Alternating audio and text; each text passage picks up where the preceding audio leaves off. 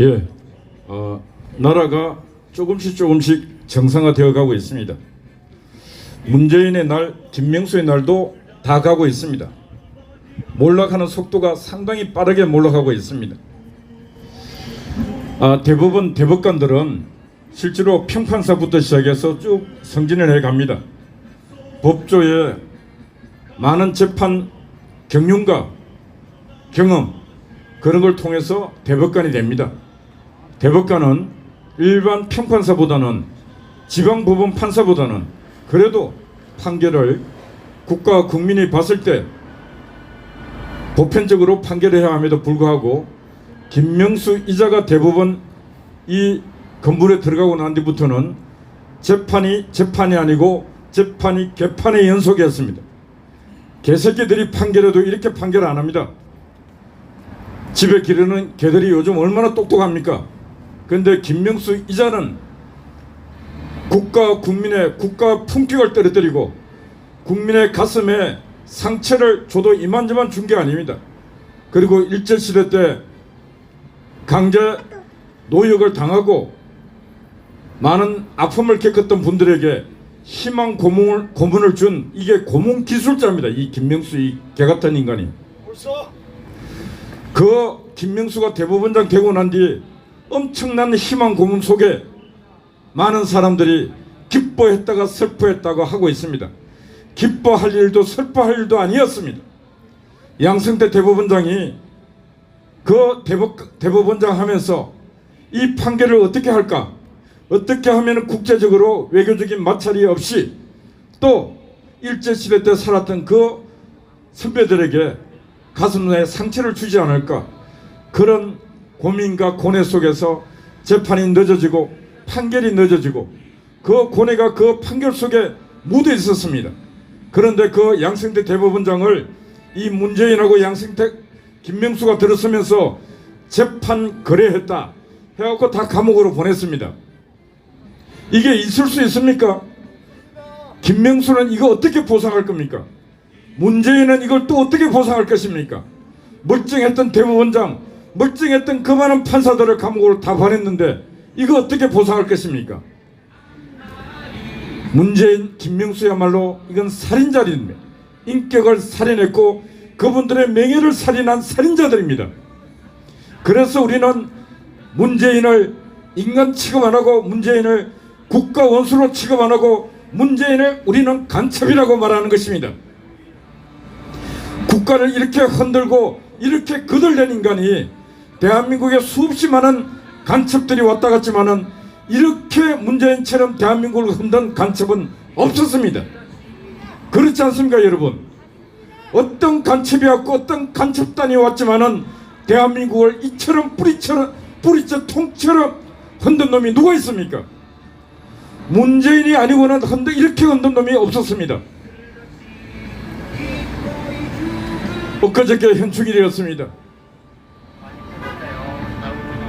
국립현충원에 가서 추념사를 계속했는데 추념사 내용이 6.25라고 하는 이 전쟁 개념이었고 북한이 남침했다고 하는 말 한마디가 없이 그냥 두리뭉실 넘어갑니다. 심지어 인민군 군복을 입고 남침에 앞장섰던 김원봉을 국군의 뿌리라고 하는 이런 정신 나간 소리를 하고 있는 놈이 바로 문재인입니다.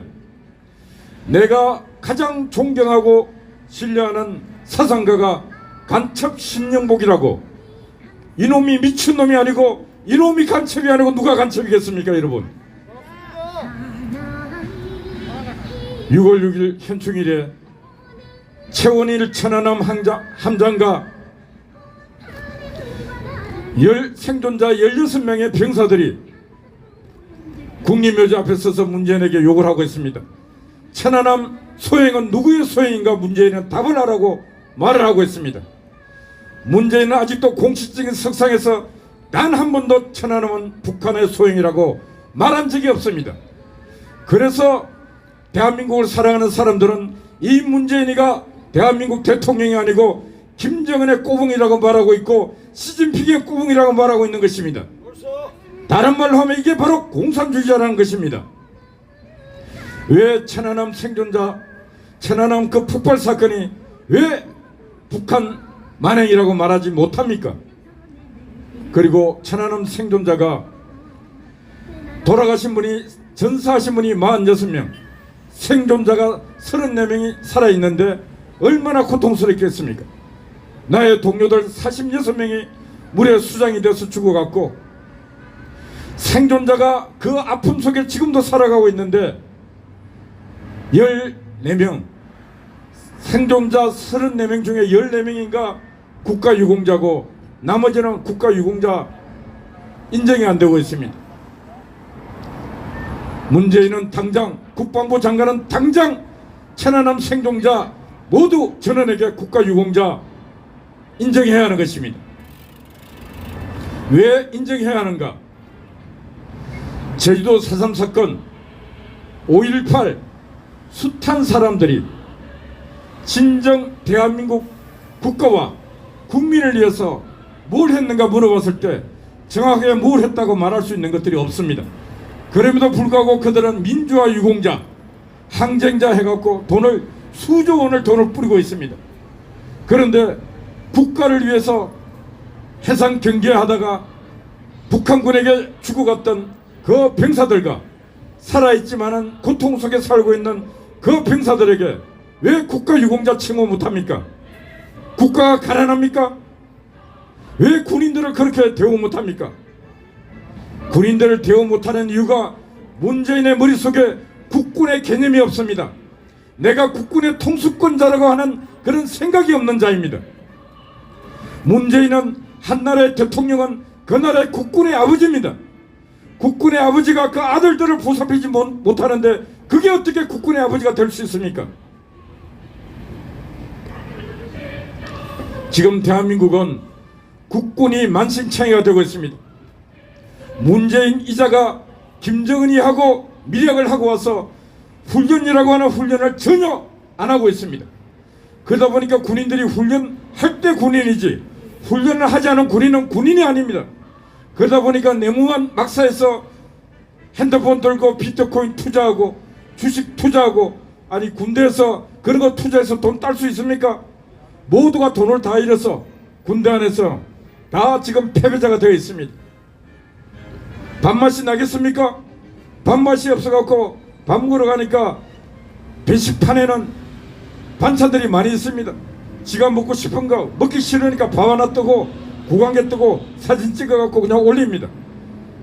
군대 급식이 부실이라고 말합니다. 군대 급식은 절대로 부실일 수가 없는 것입니다.